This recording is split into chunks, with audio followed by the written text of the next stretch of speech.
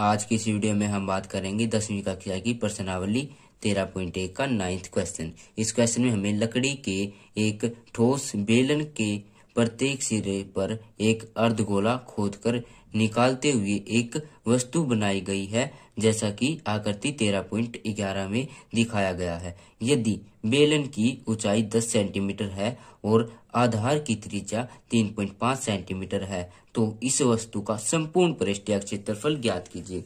पृष्ठीय क्षेत्रफल क्या होता है कि हम उस वस्तु के किस किस भाग पर पेंट कर सकते हैं। तो देखो, सबसे पहले तो हमें यहाँ पर दिया हुआ है कि जो हमारी बेलन की कुल ऊंचाई है वो 10 सेंटीमीटर है और जो हमारी त्रिज्या है वो 3.5 सेंटीमीटर है। ठीक है। इसके बाद बोला गया कि इसके दोनों ऊपर और नीचे से, यानी कि इसके दो ही सिरे होते हैं बेलन के, इसके दोनों सिरों से एक एक अर्धगोला काट लिया गया है। तो हमें इस बेलन का संपूर्ण पृष्ठीय क्षेत्रफल ज्ञात करना है। तो हम किस किस भाग पर पेंट कर सकते हैं, हमें उसका क्षेत्रफल ज्ञात करना है। तो सबसे पहले हम क्या करेंगे कि हम इस बेलन का वक्र पृष्ठीय क्षेत्रफल निकाल लेंगे और इन दोनों अर्धगोलों का वक्र पृष्ठीय क्षेत्रफल निकाल लेंगे और दोनों को ऐड कर देंगे, तो हमारा जो इस बेलन का संपूर्ण पृष्ठीय क्षेत्रफल आ जाएगा। ठीक है। तो हमें सबसे पहले यहाँ पर क्या क्या दिया हुआ है,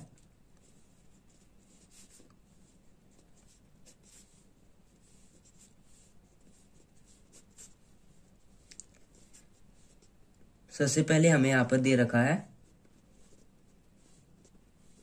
बेलन की ऊंचाई जो कि हमारी 10 सेंटीमीटर है। उसके बाद दे रखी है त्रिज्या जो कि हमारी 3.5 सेंटीमीटर है। हमें यहाँ पर अर्धगोले की त्रिज्या तो नहीं दे रखी, लेकिन जितनी इस बेलन की त्रिज्या है उतनी ही इस अर्धगोले की त्रिज्या भी होगी। तो यहां पर हम लिख भी सकते हैं अर्धगोले की त्रिज्या वो भी हमारी 3.5 सेंटीमीटर ही होगी। ठीक है। तो यहां पर हमें क्या करना है, हमें वस्तु का संपूर्ण पृष्ठीय क्षेत्रफल निकालना है। ठीक है। तो इसके लिए हम क्या करेंगे, बेलन का वक्र पृष्ठीय क्षेत्रफल जोड़ देंगे और इन दोनों अर्धगोलों का वक्र पृष्ठीय क्षेत्रफल जोड़ देंगे। तो यहां पे लिखेंगे बेलन का वक्र पृष्ठीय क्षेत्रफल प्लस में 2 अर्धगोलों का वक्र पृष्ठीय क्षेत्रफल। ठीक है।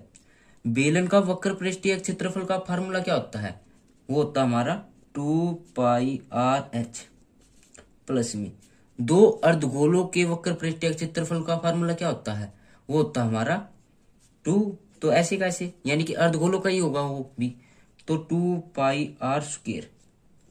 ठीक है। तो इसमें से 2π कॉमन आ रहा है, तो 2πr भी कॉमन आ रहा है क्योंकि त्रिज्या सेम है। तो यहां पर h बच गया प्लस में 2r बच गया यहां पर। ठीक है। तो जो मान है वो रख देंगे, 2 मल्टीप्लाई बाय में पाई का मान 22/7 मल्टीप्लाई बाय में त्रिज्या वही 3.5 सेंटीमीटर, तो 35/10 लिख सकते हैं हम। ठीक है। ऊंचाई हमारी कितनी है, 10 सेंटीमीटर प्लस में 2 मल्टीप्लाई बाय में त्रिज्या 3.5 सेंटीमीटर। तो अब 2 की इसके साथ मल्टीप्लाई करेंगे तो 44 हो जाएगा और 7 पंजे 35, 5 दूनी 10। ठीक है। तो 2 से ये भी कैंसिल हो गया, तो यहां पर हम 22 भी लिख सकते हैं। ठीक है। और कोई नहीं, तो ये हो जाएगा 10 प्लस में, अब 3.5 की 2 के साथ मल्टीप्लाई करेंगे तो 7 आ जाएगा।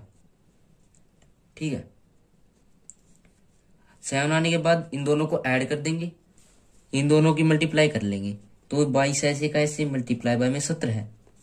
ठीक है, तो 22 की 17 के साथ मल्टीप्लाई करेंगे तो ये हो जाएगा हमारा 22 की 17 के साथ तो 374 सेंटीमीटर स्क्वायर हमारा आंसर आ जाएगा।